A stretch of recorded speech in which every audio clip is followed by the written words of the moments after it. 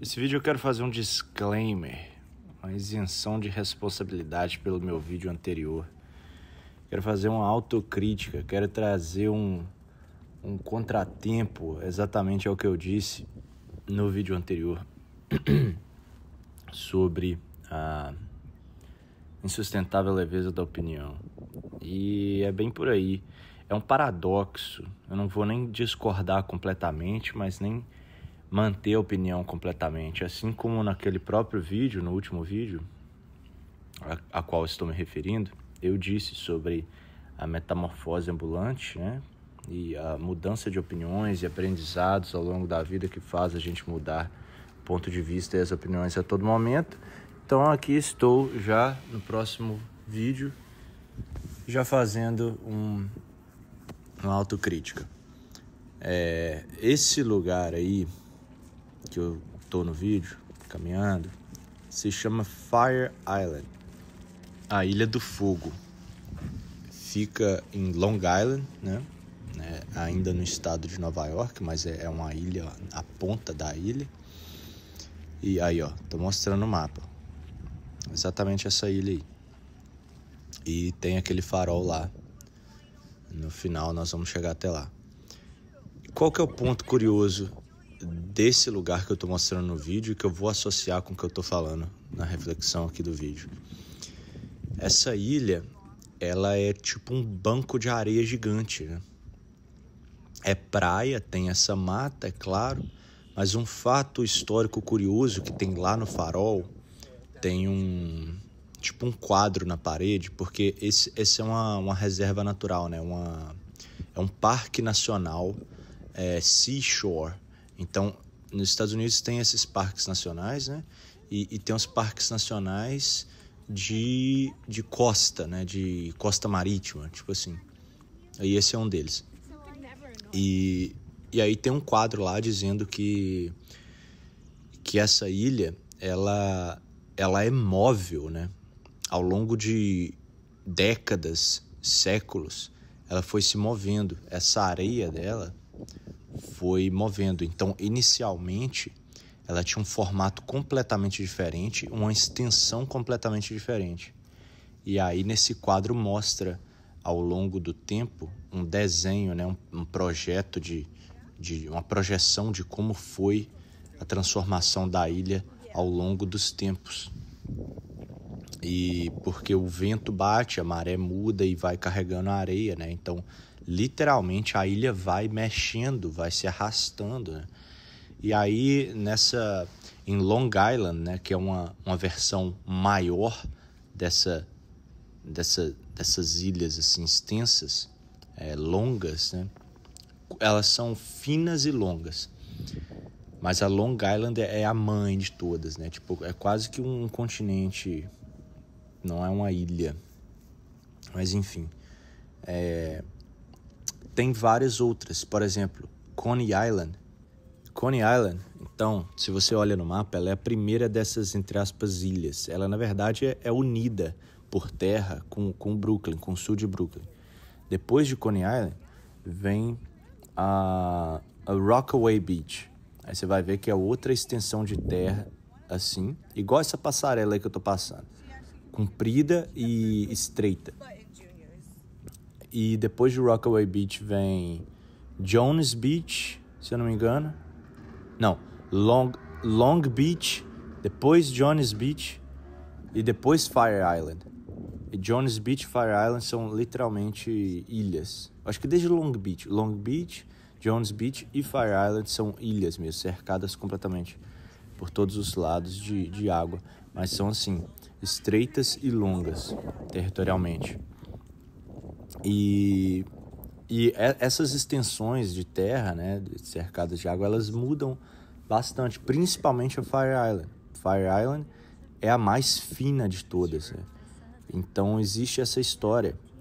E o guarda lá do farol, ele me contou isso. É um cara de uns 70 anos, ele me contou que nas últimas décadas o governo teve que começar a controlar essa mudança de areia, né, da extensão territorial.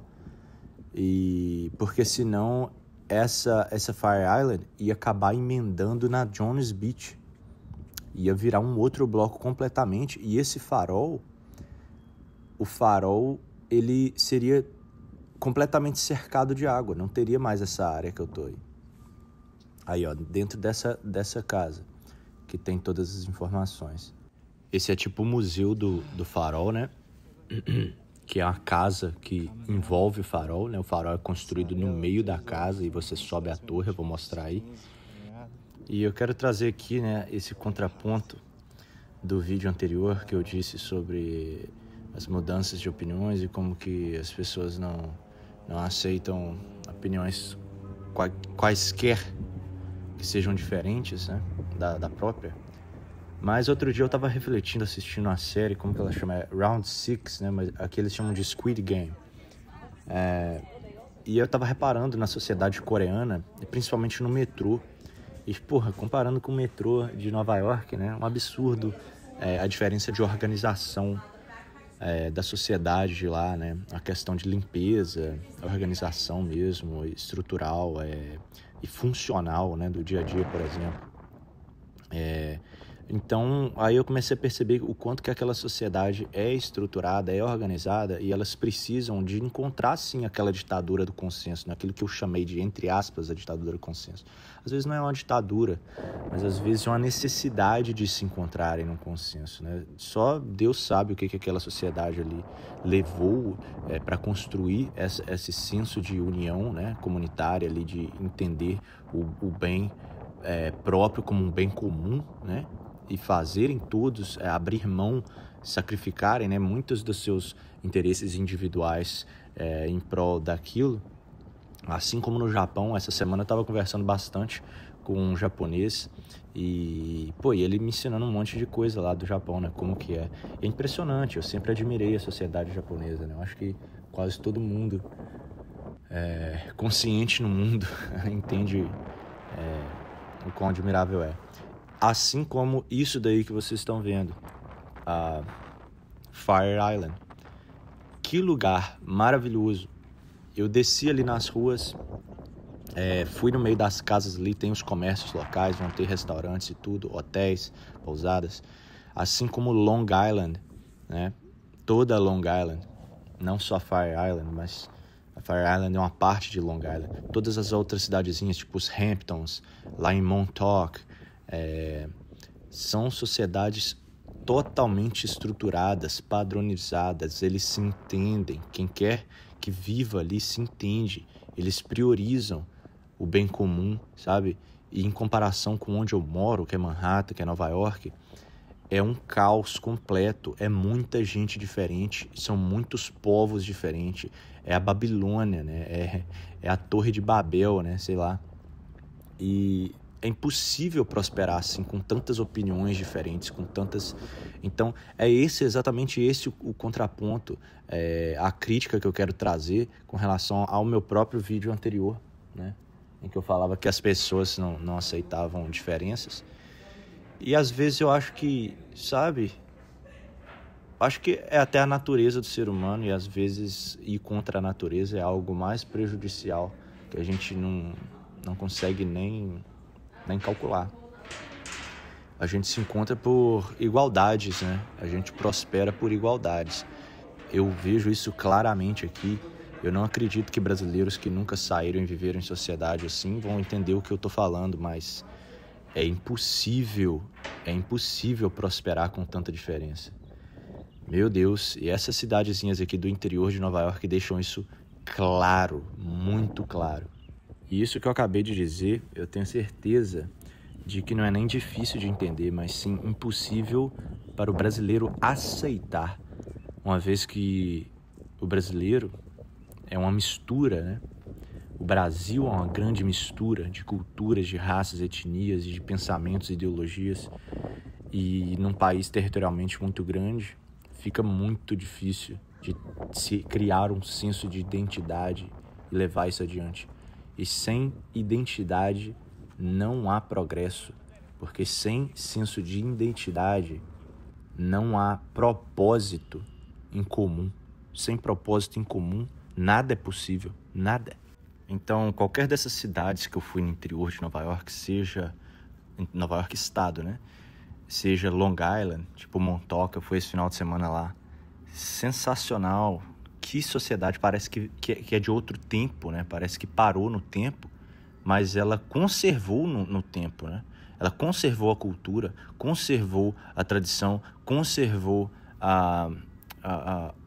as ideias, né? Conservou a arquitetura. Você vê que tudo tudo é em comum, né? As pessoas são em comum, as ideias são em comum. E assim, parece algo até familiar, né? Parece aquele lugar que todo mundo se conhece ali, todo mundo se entende, né? Igual qualquer outro interior dos Estados Unidos. Qualquer estereótipo que você tenha, né? Mas quando a gente vai lá, a gente sente bem diferente, cara. É muito aconchegante, inclusive. As cidades do norte, né? O que eles chamam de upstate, norte de Nova York. São assim também. É lindo, cara. É maravilhoso, assim. É bem cuidado, sabe? Eles têm um propósito em comum. É essa que é a questão. Eles se entendem. Então, muitas vezes, essa diversidade, essas opiniões diferentes todas, não são benéficas.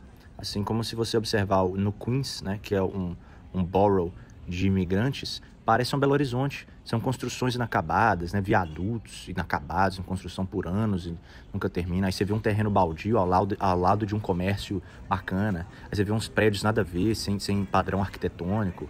É uma mistura, né? Uma coisa assim horrorosa, tenebrosa, as ruas lixo no chão, aí você vê toda aquela merda.